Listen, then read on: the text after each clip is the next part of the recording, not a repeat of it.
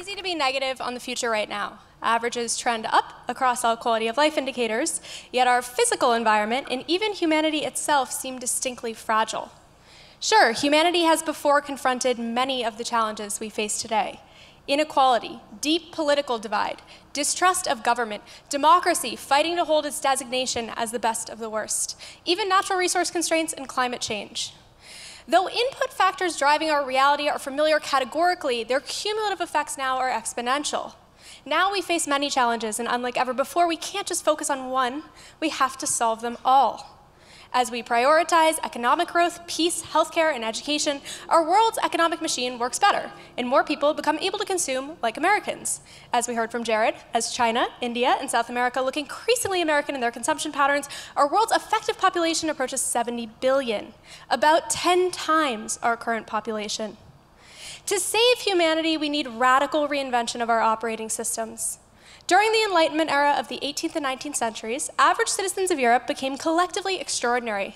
Voltaire, Smith, Rousseau, Kant, Locke, Mozart, Newton, so many people alive at the same time sipping the same lattes advanced the ideological infrastructures of philosophy, science, art, religion, governance, sociology, economics, and literature. Bright minds and a sense of urgency compelled human progress. In order to be bullish on the future of mankind, you have to again believe that we have enough minds who are capable of reinvention to solve our problems. Humanity's potential rests squarely on our ability to cultivate human potential. Conveniently, the making of a great mind and the making of a great nation happen when major societal operating systems work well. From birth to death, we are a product of our context. That context is in part hardwired, our DNA, but mostly evolved as we grow up with family and friends in our homes, schools, communities, and in our jobs. When families work well and schools work well, healthy nations tend to follow. So long as there's a chance for us to develop enough minds capable of saving humanity from man-made extinction, we have to try. I've spent the last few years considering human potential: individual, one person's potential to develop, and collective, humanity's potential to survive. The two intersect when you realize that education develops the individual towards its upper bound, and individuals who evolve to live out higher points on their curve raise the collective ceiling of a nation. Most people buy that education matters, and even that our education system is broken, yet real reform hasn't happened.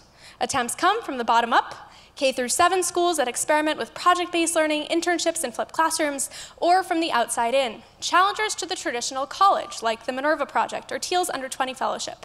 Yet curriculum in our K-12 schools on the whole remains rooted in the manufacturing economy of the early 1900s. Harvard is the end goal of our education system because Harvard buys you a ticket to a better life.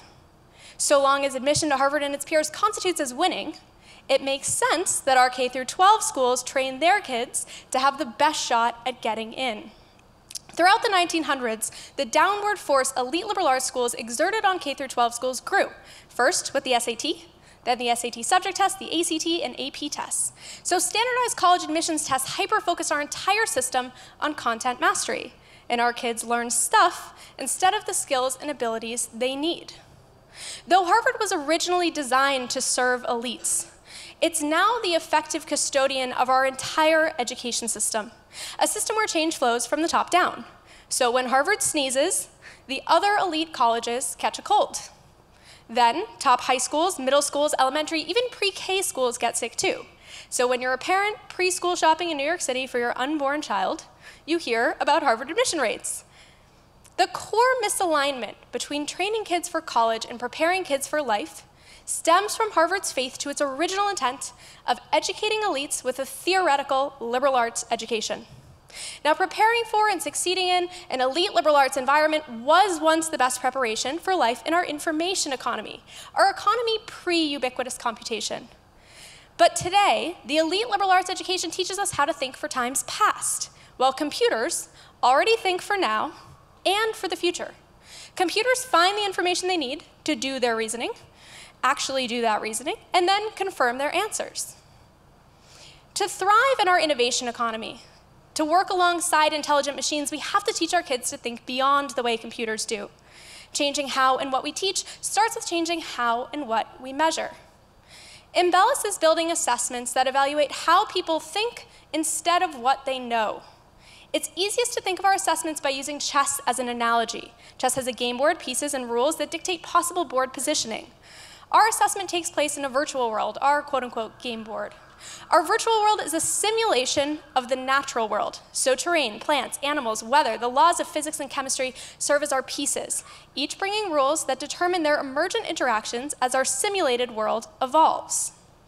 The possibility space of events we serve up to players and how we allow players to manage their simulated world represents our game layer, akin to the rules and strategies players learn in chess.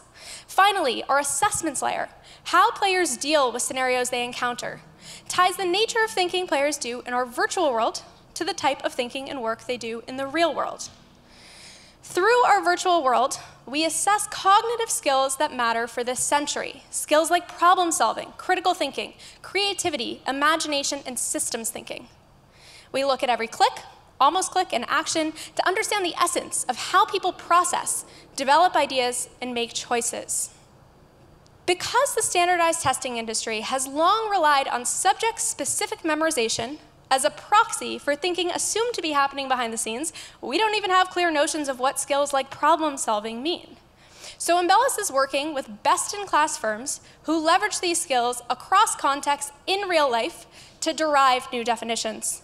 First, we're learning about what good problem solving looks like with our client, one of the top management consulting firms, a firm that solves problems as its core product. Together, we'll assess 300,000 applicants each year. Then, armed with massive validation data, we'll approach Harvard and its peers to replace current college admissions tests and reshape K-12 fast enough for it to matter. If Imbellus succeeds at building an abstracted but true-to-life simulation of the natural world, we'll be able to evaluate more than just individual human potential. We'll be ready to model out scenarios of what happens to humanity depending on the choices we make.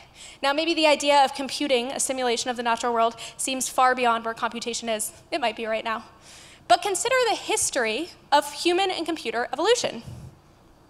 Humans started by developing the right hardware, emerging from apes. We then figured out, through trial and error, which things to eat, drink, and light on fire. As we met our basic needs, our attention shifted to more conceptual tools, like religion, community, and organization. Our desire to spend less time hunting and gathering and more time participating in those social constructs led us to develop tools, processes, and goals to drive not just individuals, but groups, like tribes, states, and civilizations. Those groups developed operating systems to improve the quality of life of their members. What worked well in one group, like public education, spread to other groups and lasted. So humans went from basic hardware to hardware optimization to operating systems to software optimization to the sharing of their optimized selves. The core challenge for humanity now is understanding the input parameters governing our optimization function and having some notion of what our solution state looks like. Computation has evolved from leveraging supervised learning to solve for optimization functions with human input parameters to leveraging unsupervised learning through tools like neural networks that figure out how to define the problem they'll solve, the factors to consider in solving it, and the nature of the ideal solution. In my synthesis of human and computer evolution, I'm proposing that humanity cannot evolve to reach its next phase, another Enlightenment era, unaided by machine intelligence. Not only can we use computation to understand how the choices we make now will impact our future, we must. During the Enlightenment era, we developed the foundation of nations.